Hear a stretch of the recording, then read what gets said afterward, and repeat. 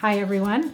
I've got an assortment of fermenting containers and ferments like this kombucha here today because we're going to talk about alcohol production in ferments. Is it possible to have alcohol-free ferments? Or maybe you've heard that alcohol is in all ferments. We're going to get to the bottom of that today. Let me welcome you to Ask Wardee. The transcript is ready for you at askwardee.tv. Look for episode 127. Today's question comes from Elizabeth L. It's actually a question I get a lot. I'll read you exactly what she said. Hi, I'm interested in starting to use ferments in our home and doing some research on lactic acid fermentation. Wondered if you could help me. I've been looking at your website, and from what I can understand, lactic acid fermentation does not produce alcohol. Is this correct? Or does it produce a small amount of alcohol? If it does produce alcohol, is there any type of fermentation that eliminates the production of alcohol completely? Thank you for your help. Well, Elizabeth, it's a great question. And over the years, as I said, we've received it a lot. So I figured it was high time we did an Ask Wardee and answered it once and for all. Then in the future, anyone who asks, we can point them to this episode 127. And by the way, Elizabeth is getting a free gift, a free mini e-course. In order to answer this question, we do have to go over the process of lactofermentation, how lactofermentation works. Fermented does mean alcoholic for the most part, but let's get into it specifically.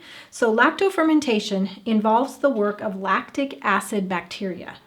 They consume the sugars and starches in food, like cabbage, turning it into sauerkraut. And in that process of fermenting the cabbage into sauerkraut, they produce three things. They produce lactic acid, they produce ethanol, which is a form of alcohol, and they produce carbon dioxide. Now that kind of lactic acid fermentation is called heterolactic. And the only reason I bring that up is because there's a couple instances of lactic acid fermentation that is called homolactic, where these certain strains of lactic acid bacteria only produce lactic acid, no ethanol/alcohol, no carbon dioxide. There's a particular strain for buttermilk and cheeses and even a particular strain involved in sauerkraut. Additionally, there's yeasts involved, and yeasts produce alcohol. And later on it's converted to vinegar if you let the process go too long, but yeast fermentation just produces alcohol. Although I could be wrong about this, my reasoning is that in our homes, we're fermenting with a diverse and varied beneficial bacteria and yeast population. We can't control it down to the few strains that do not produce alcohol. So most of the time, even without trying, our ferments, such as kombucha, or I have some fermented olives here, they're going to produce some alcohol, even without us trying. So that's the bottom line. Fermentation, for the most part, means there's alcohol. So it's just the way it is. If you need to avoid alcohol completely, you probably should avoid fermented foods. Now you might be wondering, but how much alcohol is in ferments? Because something that's alcoholic could have a high alcohol content to be avoided, but some foods could have just a little bit, and maybe that's allowable. You have to decide that for yourself. And there are several situations off the top of my head that I can think of where being cautious about alcohol consumption is important. So certain medications shouldn't mix with alcohol. Children shouldn't consume alcohol. Pregnant moms shouldn't consume alcohol. Alcoholics shouldn't touch alcohol. Some people have religious reasons for not consuming alcohol, and there's more reasons besides. Those are just the ones on the top of my head. And even though I can't give you specific amounts, there's so many variables. There are some guidelines that are going to help you determine which ferments are likely to have more alcohol than others, and then you can choose or, proceed in your kitchen what works for you best. So here are some guidelines. First one is that fermented fruits and other high starch, high sugar fermented foods and beverages are likely to contain more alcohol, from 0.5% up to 2% or even more. While on the other hand, low starch, low sugar fermented foods are like sauerkraut probably don't have nearly as much. Another rule, if something is fizzy, it likely contains alcohol, like fizzy kefir, fizzy ginger beer, fizzy kombucha. And if you've been wondering if fermented beverages contain alcohol, then the answer is yes, they do contain at least some alcohol. Naturally fermented sodas tend to be fizzy, are often made with fruit. They're likely to contain alcohol. That kind of a situation encourages alcohol production. Now, if your ferment is done in an airtight container, and that's why I have some examples here for you to show you what's airtight and what's not. So if it's done in an airtight container, this is a 3-gallon crock that has a place to put a water seal.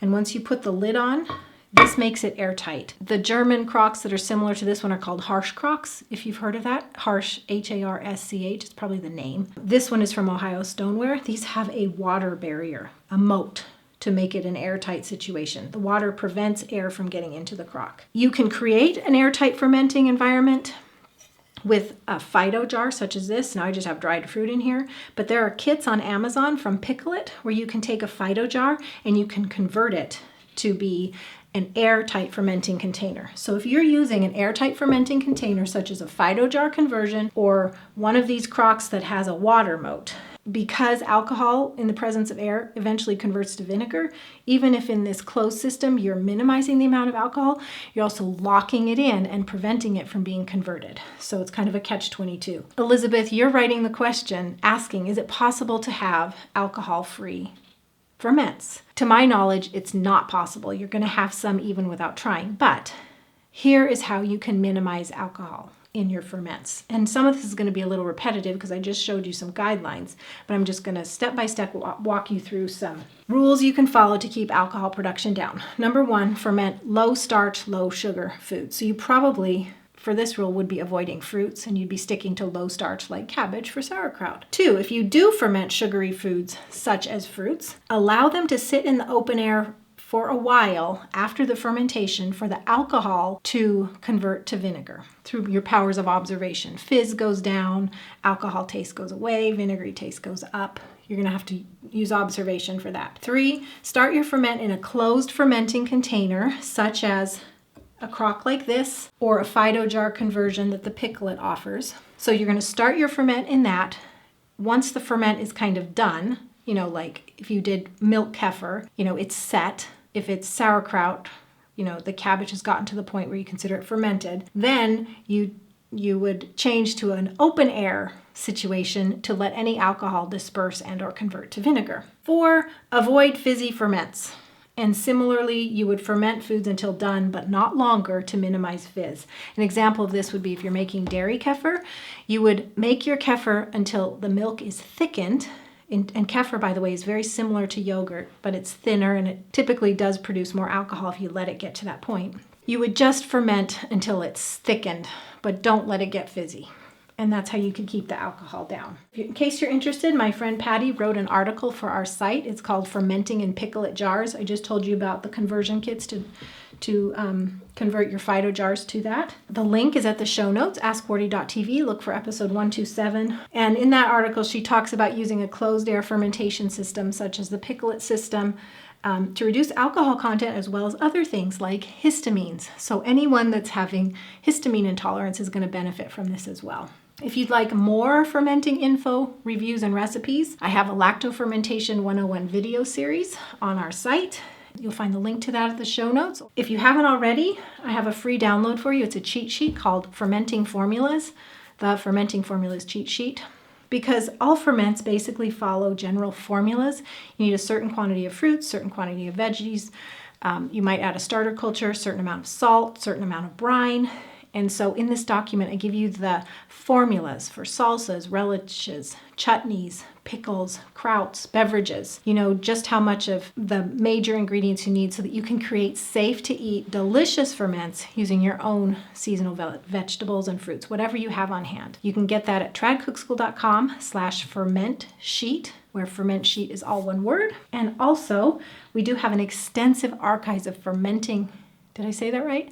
Extensive archive of fermenting recipes at traditionalcookingschool.com. If you go to the show notes for this post at askwardee.tv episode 127, you will find a link there. Thank you so much for coming to this week's episode of Ask Wardee. I hope to see you again, same time, same place next week. Okay? Bye-bye, everyone. God bless you.